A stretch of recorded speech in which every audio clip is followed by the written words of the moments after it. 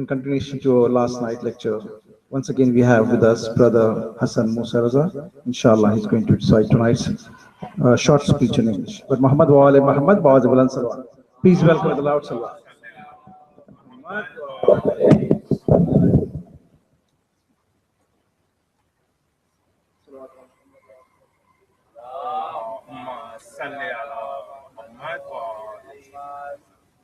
Last night's announcement of the shahadat of our friend, I didn't think it was appropriate to do it then, so I'll thank you now to the organizing committee for inviting me to be with you these 3 nights, and to Abbas particularly for putting up with a bit of difficulty on our part as well, to organize so many English speakers.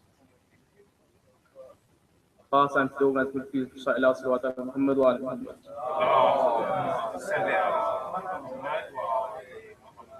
أعوذ بالله من الشيطان الرجيم بسم الله الرحمن الرحيم صلى الله عليك يا سيدي يا مولاي يا أبا عبد الله صلى الله عليك يا ابن رسول الله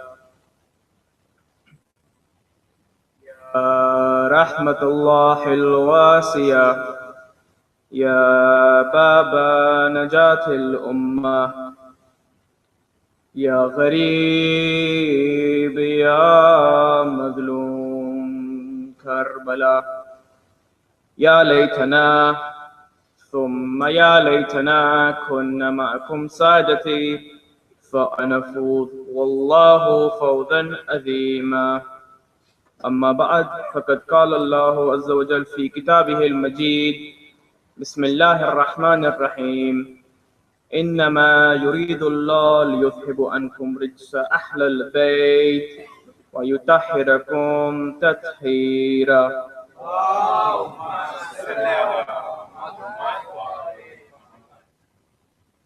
Wahab al-Qalbi, like Zuhair ibn Kain from last night, was another of the companions of Aba Abdillah al-Hussain, who was attracted to say the shahada through his speech, through his manners, his behavior, and his impeccable akhlaq.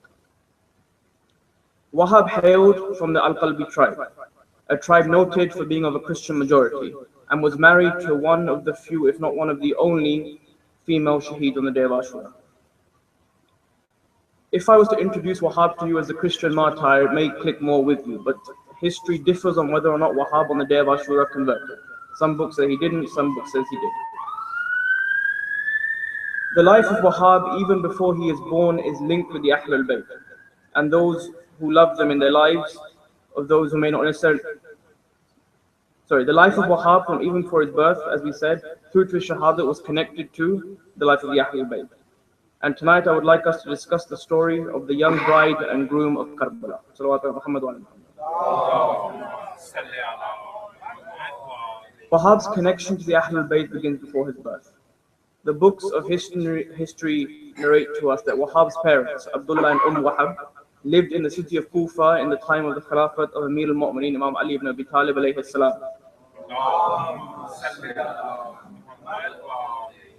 Even though Wahab's parents were at this time Christian, it is noted that his father was a companion of Amir al-Mu'mineen. And it was with this in mind that he comes to Amir al-Mu'mineen, his father's name is Abdullah. He comes to Amir al-Mu'mineen and he says to him that, "Oh Ali, my wife and I have been unable to bear children for a very long time. Just now I have found out she is now pregnant, but she is so unwell, Ya Ali, that I fear she could die from this childbirth. Can you please pray for her?" Imam Ali, of course, said to him, "Yes, indeed I can." And I would like us to think, I speak to myself before I speak to you always, that were a non-Muslim to come to us today and ask for a similar dua, with what, if we use the word Josh, would we make this dua? Would we make it with the same intention as if it was somebody who was of our own madhab? It's something worth thinking about. For Amir al-Mu'mineen was the Imam and the Khalifa, whether or not the people accepted it, of everybody, not just the Shia. Anybody in the Islamic Empire at the time was under the duty of Amir al-Mu'mineen, be they Jewish, be they Christian, or be they of no religion. So as we said yesterday, a major message of Karbala and of the Ahlul Bayt on a larger level is this very issue of treating everyone in a just manner. Imam Ali informs us in a famous hadith that a person is either your brother in faith or your equal in humanity. Salawat ala Muhammad wa ala Muhammad. When this hadith is put forward, a question is raised. Where does this place those who went against the Ahlul Bayt? Here, Allah and the Ahlul Bayt are very clear to us. Firstly, they instruct us to separate ourselves from their enemies. And then secondly, they instruct us to make mention of the crimes committed against them. However, at the same time, we must look to their lives and see how they treated their enemies. When Ibn Muljam La'natullah attacks Imam Ali, and he is brought in front of Imam Ali as Imam Ali is on his deathbed, what does Imam Ali instruct Imam al-Hassan and Imam al-Hussain? Treat him with his rights, give him what you give me. If you give me milk, give him milk. So yes, we must make it clear how we have nothing to do with these people. We must make clear their crimes, but we must also follow in the message of the Ahlul Bayt and ensure that we treat everybody, even somebody who shows animosity towards us, with the basic right that Imam Ali would expect us to. And on this note, in Ziyarat Ashura, we do make very clear our belief towards these people. When we say that we request Allah, curse is not the right word. When you translate lion, it does not translate as curse. It translates as remove your mercy. So we ask Allah to remove His mercy from any oppressor of the Ahlul Bayt, be it from the time of Imam Ali all the way through to those who will try and oppress Imam Mahdi.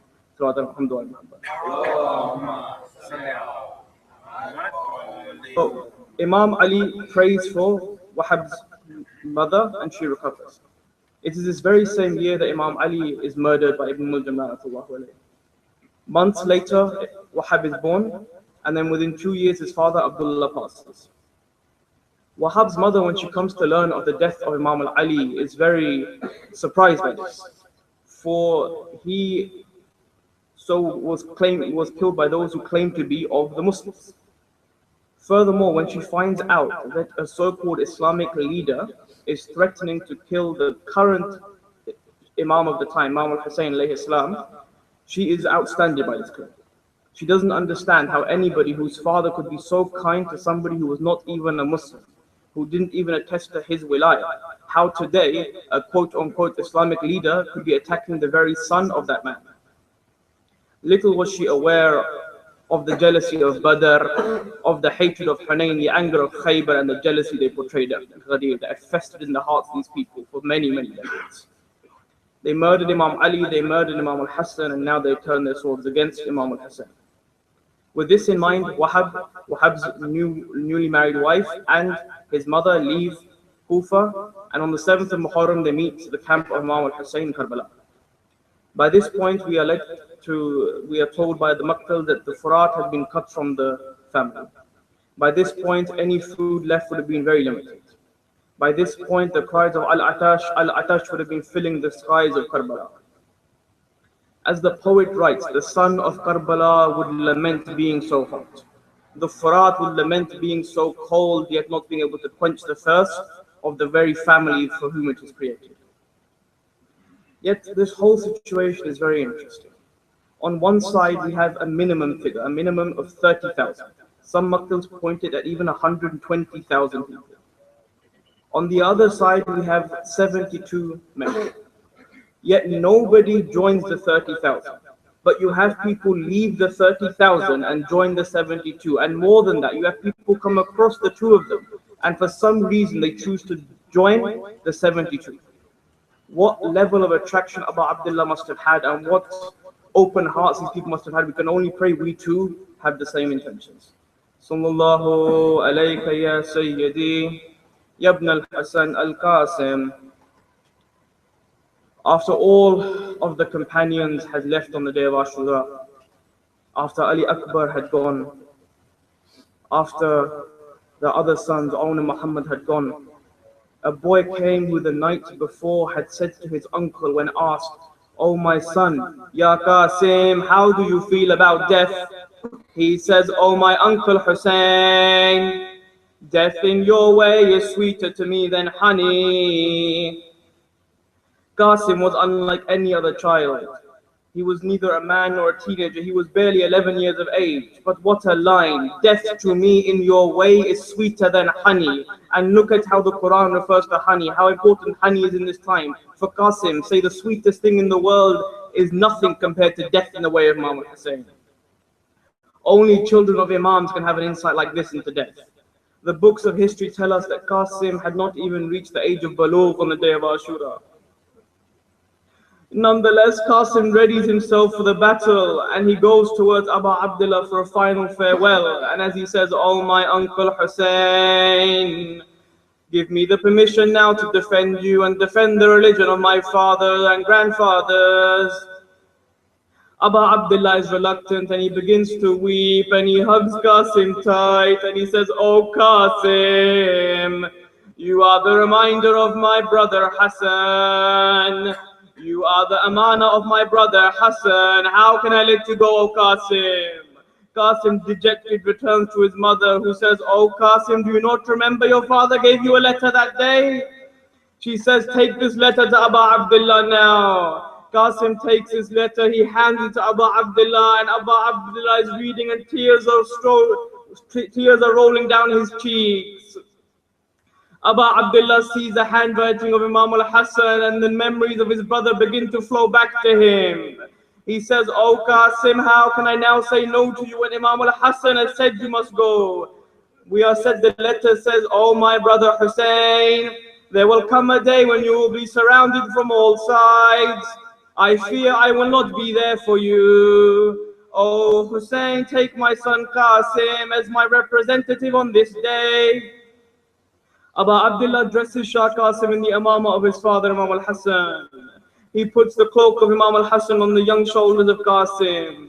And it says the imama, the cloak, everything is so big for this boy you can barely see him, but the imama falls in such a way that when he rides out it's as if the crescent moon has descended on the plains of Ashura to defend Hussain. Qasim rides out calling, "I am the son of Hassan, if you are not aware, the grandson of the messenger, the chosen, the trusted. This is Hussain, like a captive held in ransom by you people, whose thirst you haven't even quenched." Humayd ibn Muslim reports that that a young boy came out of the tent of Imam Hussain and he approached the battlefield. He says his face shone like the new moon. He says that the man standing next to me, Amr La'anatullah, said, "By God, let me attack this child." I said to him, "Oh Amr, even if he came to me and attacked me with his sword, I would not raise a finger against him. Why do you want to attack him?" He says, "To break the heart of his uncle Hussain." As Qasim was fighting, the soldiers surround him. Amr La'anatullah sneaks behind him and strikes him at a sword with his head. Qasim's head is split open and the blood begins to pour as he cries out, "Adarikni ya Mawla, Adarikni ya Hussain." Aba Abdillah was standing watching his nephew Qasim. No sooner had Qasim cried out that Aba Abdillah, descending like an eagle upon its prey, launched an attack, tearing through the enemy. He struck at Amr with his sword, killing him. And Amr comes beneath the hooves of the horse and his body is torn to pieces. As the cloud of dust settles and the horses stop galloping, Aba Abdillah is seen standing by Qasim. Aba Abdillah places his cheek on the cheek of Qasim, crying and lamenting, "Waladi Qasim, Waladi Qasim. Oh my son Qasim, it is unbearable that you called on me and I was unable to help you. Oh my son Qasim, it hurts me that when you called I did not come." Brothers, only today a dear friend of mine called me and said, "Musa, I need help." He was in a predicament. I said to him, "Oh my brother, go to the top of your house and recite Ziyad Ashura." He said to me, and he swears by, he had barely finished reciting, he phones me and says everything is fixed. Aba Abdillah answers him straight away. How much it must have hurt him to not be able to answer the cries of Qasim. The Imam takes the body of Qasim in his arms and he carries him to where the body of Ali Akbar is. The Maqtal says that Aba Abdillah places one hand on the chest of Qasim and one on the chest of Akbar, and he cries out, "Oh my sons, oh my children, Have patience, you will never grieve after this day. O Lord of the worlds, bear witness Hussein has been deprived of his son. Ya Hussein, Ya Mazloom, Azzam Allahu ajurana wa ajurakum. بمصابنا بسيدنا القاسم إنا لله وإنا إليه راجعون وسيعلم الذين ظلموا كن ينقلبون صلوات على محمد وعلى محمد.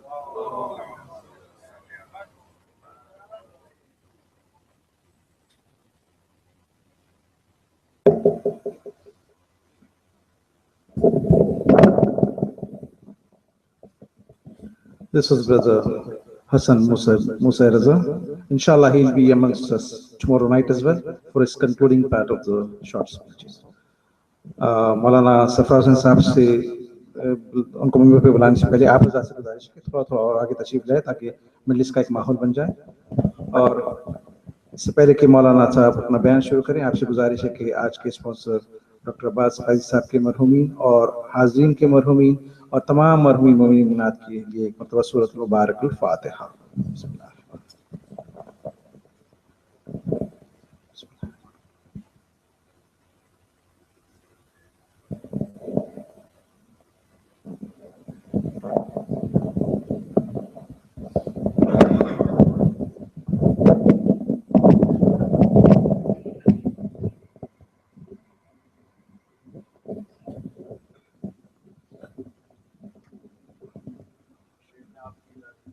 بسم اللہ.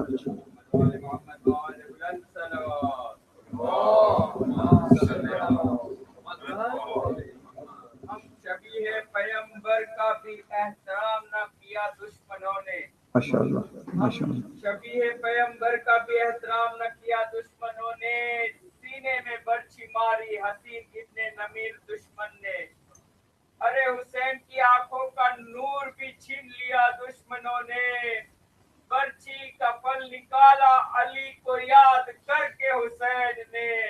بعظمت جناب علی اکبر علیہ الصلوۃ والسلام بآواز بلند صلوات. اللہم صلی علی محمد.